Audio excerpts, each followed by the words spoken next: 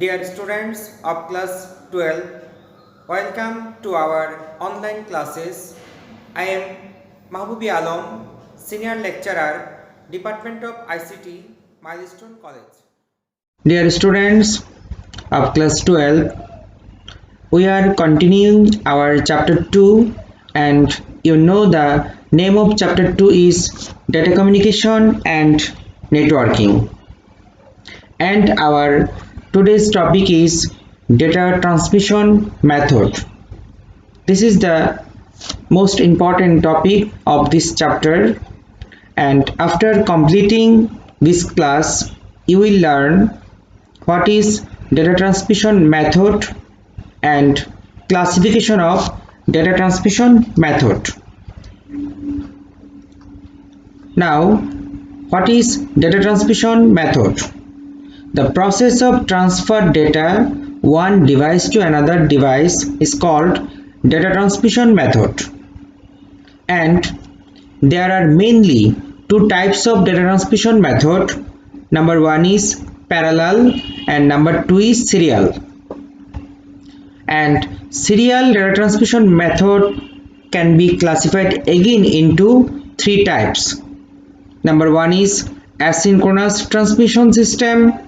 Number two is synchronous transmission system, and number three is isochronous transmission system. First one is parallel transmission. What is parallel transmission? It is a such type of transmission system where all bits are transferred one device to another device at the same time by using different line. And it may be 8-bit, 16-bit, 32 bits or 64 bits. That means 64 bits or 32 bits data transfer one device to another device at a same time or same pulse. And now serial transmission.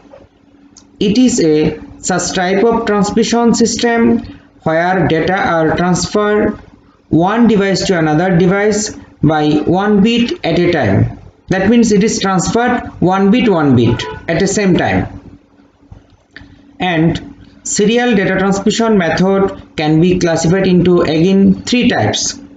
Number one, asynchronous transmission system, synchronous transmission system, and isochronous transmission system.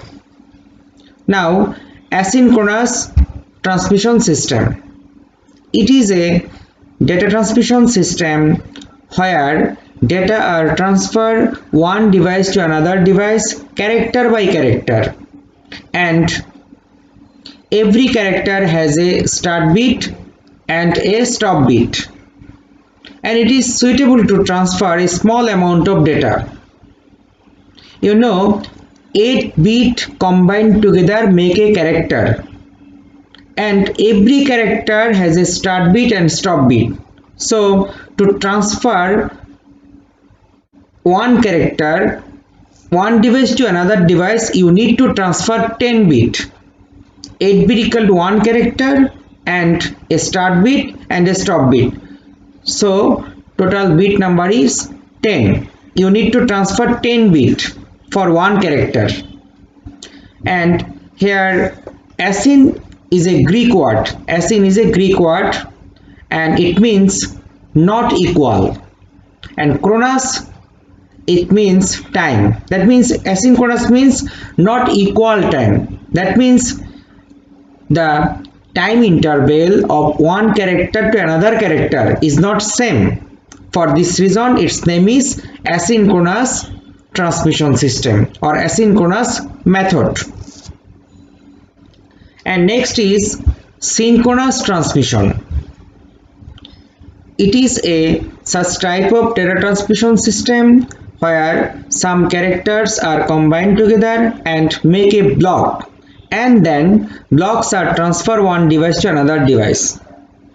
Here also syn comes from a Greek word and it means equal, and chronos means time. So synchronous means equal time. That means the time interval of one block to another block is same. For this reason, this transmission system's name is synchronous transmission. And you have to know the block size. The minimum block size is 80 character and maximum block size is 132 character. This is important for objective. The minimum 80 character combined together make a block and maximum 132 characters combined together make a block. In this system, time difference is same. That means the one block transfer and then another block transfer and the mean time is same. Time difference is same. And last one is isochronous transmission system.